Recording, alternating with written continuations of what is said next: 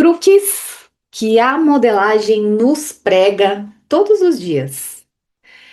Seja bem-vinda à nossa aula, o nosso café com modelagem, o nosso encontro semanal que trata de assuntos sobre modelagem e modelagem digital. O nosso objetivo é que você, modelista, domine técnicas inovadoras de modelagem modelando no digital e que você possa, a partir desse conhecimento, se sentir uma modelista mais confiante, mais segura, mais autônoma, mais livre, uma modelista que se sinta segura para modelar qualquer tipo de peça no digital. Essa nossa aula do nosso encontro Café com Modelagem, que acontece todas as quintas-feiras às 20 horas. É o nosso encontro marcado aqui todas as quintas-feiras. Nós estamos aqui às 20 horas para conversar sobre assuntos relacionados à modelagem e modelagem digital. A nossa aula de hoje vai conversar sobre um belíssimo de um efeito que temos a partir dos tecidos, da forma de se cortar os tecidos, mas que também pode se tornar o nosso grande inimigo, né? Moldes cortados no sentido do viés, efeitos e reações. Vamos falar deste assunto pelo ponto de vista que não somente ele pode nos trazer beleza, como ele pode também nos trazer problemas, e esses problemas nem sempre vão estar aparentes, esses problemas não vão estar no formal, no básico, no teórico, eles vão estar escondidos e camuflados em interpretações que nós fazemos e que de repente lá na frente, na sala de prova, ou logo que a gente vê essa peça sair da máquina de costura, a gente percebe que o tal do sentido do viés nos sabotou. Então, hoje nós vamos falar sobre esse assunto e vamos entender como que a gente pode lidar com ele e resolver esse problema antes mesmo que ele venha a acontecer. O nosso primeiro pilar aqui vai ser o comportamento do tecido, como é que o tecido reage quando usamos esse tipo de corte, as ferramentas do sistema, a interferência que a gente tem em relação as ferramentas, né? A conexão que existe entre a ferramenta e esse tipo de corte, e como que nasce uma modelista que domina essa arte, a arte dos cortes em viés. Bom, para começar a nossa aula de hoje, o que é que eu vou trazer aqui para vocês? Eu vou começar falando um pouquinho sobre como que funcionava a minha dinâmica antigamente, né? Antes de eu ter bastante experiência, antes de eu cortar muitas peças e ver muitas reações acontecendo, me parecia que tudo era muito solto. Então, eu recebia uma peça para interpretar, eu usava de todo o conhecimento que eu tinha, de todas as técnicas que eu conhecia, de tudo que eu estudava, de tudo que eu tinha aprendido nos meus cursos, mas quando costurava a minha peça, que eu ia ver o resultado, com o que eu me deparava. Eu me deparava com um caimento que não era o caimento esperado.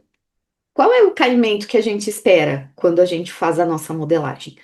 Um caimento impecável, que a peça assente no corpo com beleza, com elegância.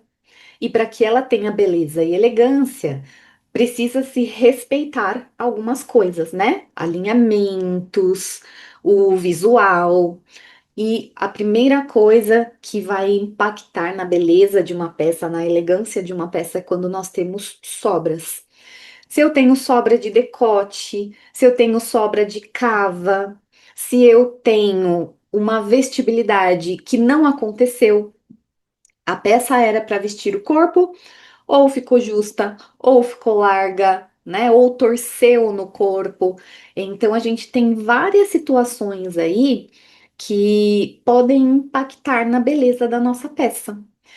E tá, tudo bem, as coisas aconteciam, mas ainda ficava ali no universo obscuro da minha mente, porque apesar de conhecer as técnicas e de tentar consertar tudo isso, nem sempre a peça seguinte era uma peça que trazia um resultado satisfatório e de repente eu acabava repetindo novamente os mesmos erros e de novo e de novo e de novo. E por que, né, que isso acontece? Acontece por alguns motivos. Vamos lá. Um dos motivos é a nossa dificuldade de sintetizar as experiências. Tudo é muito empírico na área da costura e da modelagem. E o que que significa, né? Algo que é empírico? Muito da experiência do cotidiano, do fazer. Faz e vê se vai dar certo. E não existe uma mentalidade de tentar pensar neste erro antes de ele acontecer. Consequência: retrabalho, refazer várias peças várias vezes ou repetir o mesmo erro várias vezes. Mas aí foi quando, claro, que por conta de apanhar com as experiências, eu fui vendo que poderia existir um caminho e que eu poderia entender melhor como que as coisas funcionavam e que eu poderia evitar esses problemas. E isso é muito do que eu ensino para vocês. A minha, o meu insight, vamos dizer assim, o meu grande insight, o maior de todos eles, foi entender que separando etapas eu poderia ter mais controle e entender de onde vinham os defeitos e como que eu poderia corrigi-los. E desta forma foi que eu descobri que os tecidos, os moldes posicionados no sentido do viés na hora do corte, seja intencionalmente ou não, como assim, Viviane? Ou não, nós vamos conversar sobre o ou não também, porque existe um ou não. Eu posso cortar sim uma parte do meu molde ou toda a minha peça no sentido do viés, que é o sentido da diagonal, né, do meu tecido, ou eu posso cortar no sentido do fio, ou no sentido do fio contrário, ou na diagonal. Quando eu corto na diagonal, é o sentido do viés. E beleza, a gente sabe que dependendo do modelo, cortar no sentido do viés é o que traz toda a beleza, porque este corte traz elegância, fluidez, né? E as peças ficam muito bonitas, mas trazem os seus problemas, como por exemplo, torções, sobras, reações. Torções pode acontecer, sim, com certeza, se o posicionamento não estiver correto. Por exemplo, ao cortar uma saia ou um vestido, eu preciso ter o posicionamento desse meu molde, frente e costas, por exemplo, espelhados. Se eu corto os dois no mesmo lado, no mesmo sentido do 45 graus, quando eu costuro as laterais, elas pegam sentido contrário de fio e enruga, torce, a vestibilidade não fica bonita, a peça fica completamente destronchada no corpo. E aí a gente já tem um aprendizado importante aí, que é cortar no sentido correto. Que foi que eu falei? Torções, a gente tem reações de tecido. As peças cortadas no sentido do viés, elas tendem a, quando vestir no corpo, devido ao volume de seio e de quadril, elas encurtam. Então, se você não pensa nessa reação e não compensa no seu molde, você vai ter um problema com certeza de comprimento. E também tem a questão quando é um comprimento que encurtou uniformemente, menos mal se não ficou muito curto. Mas a gente também tem o problema de às vezes ficar mais curto no centro das costas e mais longo na frente. São reações que o corte em viés ele proporciona. O próprio godê é um corte que, por pegar o sentido de viés nas laterais, tende a crescer e formar bico. Então veja como que, ao mesmo tempo que é uma técnica muito bacana, muito interessante, que traz um efeito muito legal para a peça em si, como eu disse, fluidez, elegância, ela traz uma necessidade técnica muito grande por parte da modelista. E como foi que eu cheguei a essas conclusões? Quando tive essa sacada de separar essas etapas. E separando as etapas, olha, eu vou trabalhar a etapa da avaliação da minha peça e do meu tecido num primeiro momento. Num segundo momento, eu vou escolher a base de modelagem adequada. No terceiro momento, eu vou aplicar as folgas ou as reduções. E aqui nessa hora eu já penso nas reações que o tecido vem a ter. E depois é que eu vou para a interpretação, finalizo esse molde, ficha de costura, corte, costura, pilotagem. Essas são as etapas. E foi essa divisão que me fez centralizar a parte mais importante, que era a análise do modelo e a adequação do tecido a esse corte em viés. E perfeito! A partir de então, tudo começou a dar mais certo, porque tive esse controle, né? Tive essa sacada de dividir as etapas e consegui identificar muitas reações e muitos caimentos e muitas técnicas que até eu via nos livros, como por exemplo a do corte espelhado, mas que não tinha assimilado, não tinha entrado no processo ainda. E aí o resultado veio muito melhor depois de incorporar tudo isso e de entender o quão importante era essa fase. Então, nesta aula, eu quero entregar para vocês o caminho para que vocês evitem esses problemas antes que eles aconteçam. E partes dele eu já entreguei aqui para vocês, que são nessas condições. Nas condições do corte, quando os moldes precisam, frente e costas, ser espelhados, para que quando junte essas laterais, case o corte naquela região semelhante, né? São cortes semelhantes. Quando eu faço esse corte espelhado, é esse o resultado que eu tenho. O sentido que pega de fio de um lado e do outro, ele casa juntinho ali. E se eu não faço dessa forma espelhada, pega sentido de fio diferente e vai dar muitos defeitos aí, como franzir, como torcer, né? Nesses vestidos fluidos de festa, ou mesmo nós tivemos a moda aí desses vestidos lingeries, né? Que parecem a combinação ou a camisola. O próprio vestido, né, de festa com o corte das saias em godê, essas laterais precisam ter esse espelhamento para poder ter o caimento melhor. Não esquecer da compensação por conta do volume do bumbum, ou se for uma blusa, a frente sempre mais longa para poder compensar essa reação que o tecido nos dá.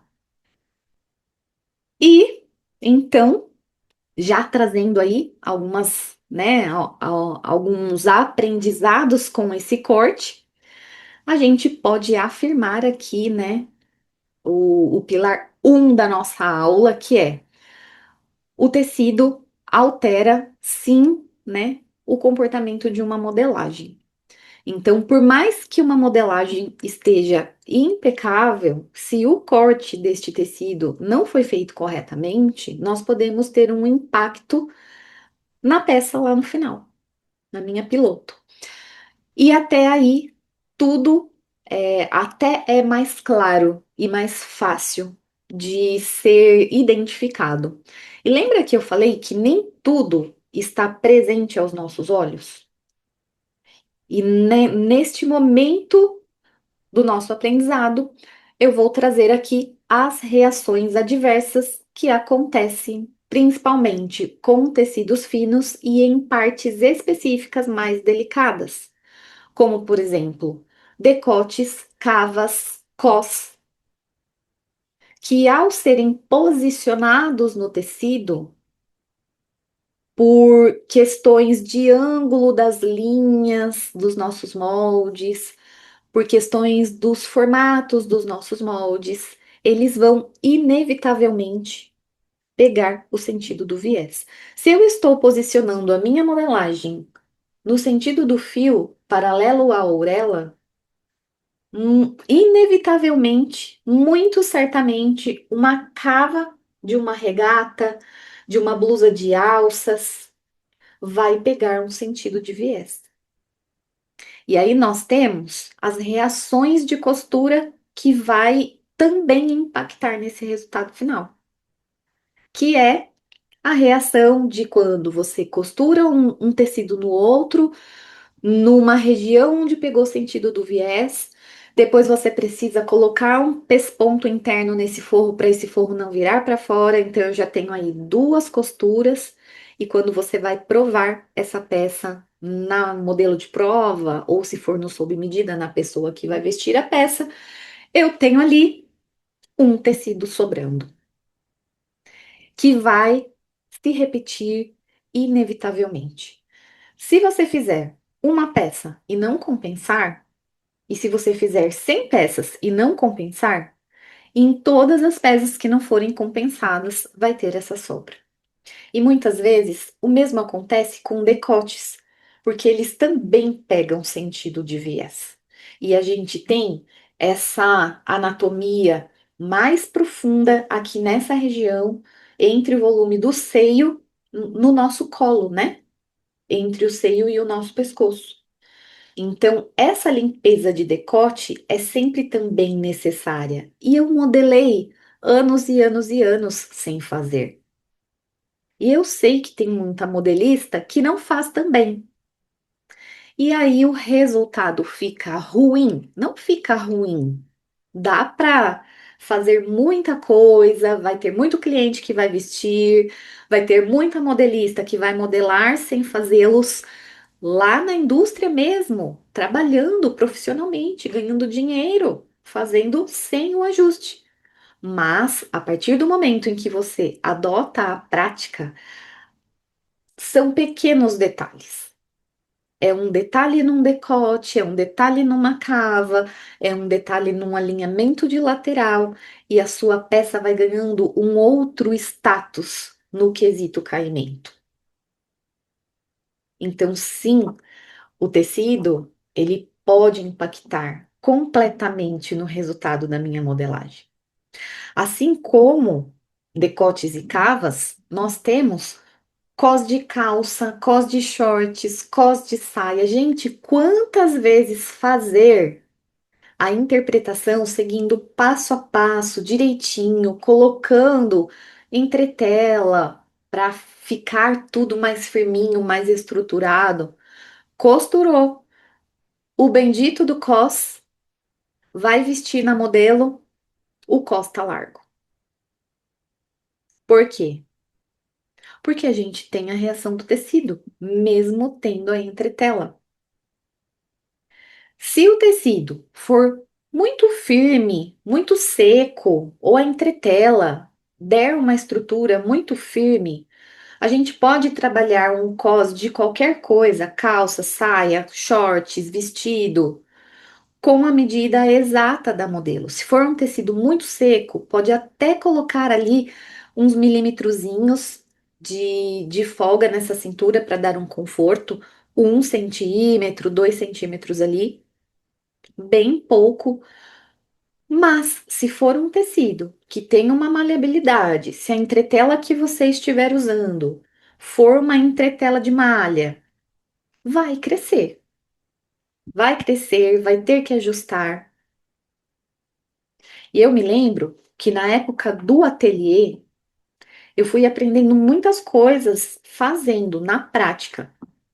E uma das coisas que aprendi sozinha com o tempo, batendo cabeça, mas que resolveu um problemão para mim, foi o seguinte: eu montava os vestidos todinho, toda a estrutura, decote, ombros, se tinha manga, eu colocava as mangas e tal, mas eu deixava o vestido aberto, a peça, né, se fosse um casaco, enfim, na lateral.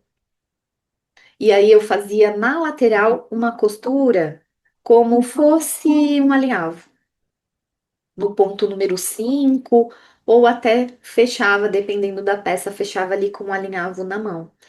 Para o cliente fazer a prova e o que for ajustado ia ser ajustado na lateral. E isso funcionou muito, muito bem. Isso dentro de um contexto do sob medida. Na indústria, a gente não tem essa chance. Porque já faz, já coloca a folga ou tira e já fecha tudo, já costura tudo com margem de 1 centímetro, não dá para soltar, enfim, é bem mais restrito. Então nós precisamos ser muito mais assertivas. E eu vou, e estou repetindo isso, né, frequentemente e vou continuar repetindo porque eu acho que faz muita diferença e vocês devem fazer o mesmo. É anotar, fazer um relatório, fazer um caderno, ter um arquivo das experiências que vocês têm com cada modelo. Porque a gente deixa tudo para que a experiência surja no momento em que tem que fazer a modelagem. Mas a gente esquece detalhes. E eu tenho incentivado grandemente as alunas do curso, as alunas da mentoria, a fazer um caderno. Eu chamo ele de sketch de modelagem, mas na verdade é um caderno de anotações, aonde a cada trabalho que você executa, que você tem os feedbacks, né, depois da prova, né, montagem e prova, você anote ali todas as reações que você teve daquele tecido, o porquê que ela aconteceu, se foi por conta do corte, se foi por conta da costura, se foi por conta de um entretelamento, o porquê é que aconteceu. Todos os ajustes que eu precisei fazer, para que na hora em que eu vá trabalhar uma peça semelhante, um tecido semelhante, eu volte lá no meu acervo e possa olhar todas as possibilidades que eu tenha de reações e de problemas, porque quando a gente fala do problema do cos, do problema da cava, do problema do decote, hoje, agora, tendo a consciência, é possível prevenir. Faça os ajustes antes de eles acontecerem. Por exemplo, se você corta um cos de uma saia, um shorts, um vestido ou uma calça, um tecido de linho que tende a ceder muito, apesar de encolher quando lava, mas quando usa ele estica, ele acaba cedendo novamente. Precisa fazer uma redução, porque ele fica largo demais, porque o tecido é muito maleável. Ele tem essa propriedade de crescer quando estica, quando costura várias camadas. Ele estica. Quando pesponta, ele estica, então vai juntando uma coisa com a outra. E aí o legal é não só anotar, mas tá, naquela peça que eu fiz, que eu tive esse problema, agora vocês não vão ter mais, porque vocês vão ajustar antes dele acontecer. Mas quando houver algum problema nesse sentido, não só anote o problema, mas as medidas. Era um tecido de linho leve, que foi entretelado com entretela de malha, e eu precisei ajustar na cintura da calça, por exemplo, 4 centímetros. E aí você sabe que na próxima você pode fazer a sua modelagem com esses 4 a menos, porque o tecido é o mesmo, ou semelhante. E assim nós vamos reduzindo as possibilidades de repilotagem das nossas peças. E depois deste pilar, que é como o tecido, né, altera o resultado de uma modelagem, mesmo usando um molde que foi traçado corretamente, seguindo uma técnica passo a passo, tudo direitinho, mas que não foi considerado a reação de um corte em viés, por exemplo, a gente vai para o pilar 2, que é o seguinte: que ferramenta sem técnica de modelagem não entrega modelagem boa. Ferramenta é só ferramenta. E ela assusta muitas vezes as pessoas, assusta muitas vezes as modelistas, mas muitas vezes o problema não está no uso da ferramenta, está na falta de habilidade na técnica de modelar. Ferramenta não entrega segurança. Ferramenta não entrega modelagem que veste bem. Ferramenta entrega assertividade na construção dos moldes, porque nós temos infinitas, a própria forma de construir o molde dentro de um sistema e todas as ferramentas que a gente tem para conferir nos proporcionam uma maior assertividade nos encaixes, velocidade no desenvolvimento. Eu acabei de fazer um desenvolvimento de uma jaqueta que eu acho que eu não demorei 1 hora e meia. Uma corta-vento com bolso, com zíper frontal, com revel de acabamento, com capuz forrado, com recorte, com canaleta para cordão, enfim, com elástico na barra, tanto do corpo como da manga. Muito, muito rápido. Então, isso que o sistema entrega. Mas eu vou falar que eu fiz o diagrama da jaqueta e eu olhei para ela e falei assim: não tá legal, eu vou alterar. E eu coloquei várias cerejinhas no bolo desta modelagem. Como, por exemplo, ela tem um ombro deslocado de 2 centímetros. E aí eu fui e fiz uma leve inclinação nesse ombro para vestir melhor a anatomia que tem essa queda, essa caída. Eu melhorei na questão das proporções, que eu achei que fosse ficar melhor. Então eu aumentei comprimento, aumentei largura. Eu medi algumas peças aqui do meu próprio acervo, vulgo o meu próprio guarda-roupas, né? No caso, uma peça masculina, o guarda-roupas do meu esposo. Então, modelar, interpretar é uma arte que tem muitos caminhos. E dificilmente uma modelista industrial se vê sem uma opção para sair daquela situação que ela precisa. E dentro do método do MQSA e do próprio Interpreta, são várias técnicas que são ensinadas, justamente para que atenda a necessidade da modelista industrial, que é esse o nosso foco, que é a minha rotina, é o meu cotidiano. A modelista industrial, ela, ela é polivalente, multifuncional. Ela faz de tudo. Ela pode até ser contratada para trabalhar numa empresa e para ser contratada, ela faz o teste em determinados tipos de peça, mas depois que ela está dentro, ela recebe desenvolvimento de tudo quanto é coisa que vocês imaginam. Quando não, cai uma peça conceitual de um artista para fazer, enfim, isso já aconteceu comigo várias vezes. E confesso que para o meu estilo, que gosto de desafio, que gosto de fazer coisa diferente, eu adorava, porque vem coisas muito legais, né? Com nós, com franzidos, com drapeados, com recortes, sobreposições, então é muito bom. Mas o que abastece essa qualidade de velocidade, de assertividade, é uma mente pensante, uma mente de modelista, né, que tem a bagagem e que executa lá no sistema, que é o que eu sempre trago. Sistema é ferramenta e técnica é técnica.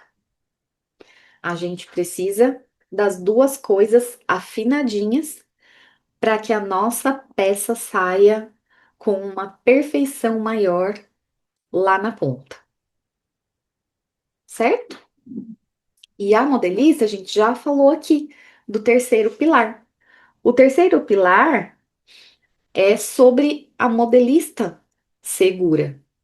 A modelista segura, ela sabe se adaptar. E a gente não tem clubinho, tipo, ai, mulagem é perfeita, modelagem bidimensional é perfeita, a técnica X é perfeita. Não. Para nós, todas as ferramentas que puderem nos favorecer é muito bem-vinda. Então a gente aprende tudo e a gente faz de tudo, porque o nosso foco é a velocidade, é a produtividade e a assertividade da peça. Então, se eu precisar ir para o manequim e mular alguma parte da peça que seja mais complexa, vale a pena. E às vezes nem é para usar, às vezes é só para entender o raciocínio e depois externar a ideia direto no sistema. Eu modelo 99,9% das coisas tudo no sistema. E uso o manequim eventualmente para partes, e aí eu planifico o que eu mulei, ou para ter a ideia do que é que eu vou fazer. E aí eu venho para o sistema e faço aqui no sistema, certo? Então, recapitulando, o sentido do viés, ele pode ser um grande aliado na construção de uma peça bela, perfeita e elegante, assim como camuflado por trás de partes que pegam sentido de viés por questões inevitáveis, como decotes, cavas e tudo que é inclinado, né? Cos, no caso da saia godê e outros recortes, quando a gente precisa pegar uma base e fazer muitos recortes, a gente tem essa questão de ter que conectar as partes sempre com perfeição, sempre no mesmo sentido, para que a gente tenha essa perfeição, né? Então, sim, temos aí ele como um aliado, mas também exigindo a nossa atenção. Ferramenta, sistema é ferramenta, não é o próprio sistema que entrega, ele apenas é usado para conceber a criação do molde, o desenvolvimento deste molde. E a modelista segura, é essa modelista que se adapta, essa modelista que conhece técnica, é essa modelista que tem um raciocínio lógico por trás, é essa modelista que valoriza a etapa, que valoriza o processo, que entende que tem que respeitar. Essa é a modelista que vai fazer a diferença no mercado. Se você hoje tem esse anseio, esse desejo de ser uma modelista mais assertiva, que interpreta qualquer peça no digital com segurança, são esses os caminhos que você precisa buscar. O caminho de alinhar, organizar e conseguir ter controle das etapas de tudo que você cria. Assim você vai conseguir ser mais assertiva e você vai criar uma replicabilidade dos seus acertos. O que que isso significa? Você vai conseguir fazer coisas novas aproveitando a experiência daquilo que você já experimentou, executou e aprendeu e teve diversos insights ali. E uma coisa muito legal do raciocínio lógico, que tudo que você aprende em uma peça não morre só nela. O que eu faço numa blusa Eu posso usar em qualquer outro tipo de peça, saia, vestido, calça. Um exemplo, um detalhe franzido que eu fiz num vestido X. Eu posso, de repente, em um modelo, precisar usar um detalhe franzido num casaco e eu vou poder adaptar uma técnica de um vestido em um casaco, de um casaco em um macacão, de um macacão em uma saia. E isso dá um quentinho assim no coração, porque não é totalmente novo o que eu vou fazer. Na verdade, eu vou garimpar entre as técnicas que a gente já conhece e eu vou adaptar. E com as ferramentas, a mesma coisa. Eu vou adaptar as ferramentas ao que eu preciso fazer, independente da peça. A peça é caixa, a peça é base. E a interpretação são os detalhes. Que o que eu faço em uma coisa, eu faço na outra. Se eu faço um punho numa camisa, na manga de uma camisa, eventualmente eu vou fazer o mesmo punho na barra de uma calça. Entende? É sobre isso. Eu espero que vocês tenham gostado da aula de hoje, que ela tenha agregado mais conhecimento e mais bagagem a vocês, que vocês possam não só ter aprendido, mas que vocês possam usar no cotidiano de vocês. Não só a técnica em específico, o ensinamento em específico, mas essa mudança de pensamento, essa mudança de mentalidade, essa forma de enxergar a modelagem com muito mais liberdade e segurança. Para quem está presente, muito obrigada por ter ficado até aqui comigo na aula. Se vocês estão aqui, muito provavelmente estão no grupo VIP, né? E receberam o link para poder entrar na aula e não perder nada. Se você está assistindo essa aula gravada, é sinal de que você, muito provavelmente, não está lá no nosso grupo. Então, eu convido você para ir até a bio do meu Instagram. Procure lá o Café com Modelagem, faça o seu cadastro para você estar no grupo VIP e receber a notificação e não perder nenhuma aula e receber o link para entrar no horário certinho, todas as quintas-feiras, às 20 horas, para estar aqui comigo online e ao vivo, recebendo de primeira mão todo o nosso conteúdo. Na semana que vem, teremos novamente a nossa aula, quinta-feira, às 20 horas, e espero que vocês estejam aqui. Um abraço a todas e a gente se vê na quinta-feira, então. Um abraço, até!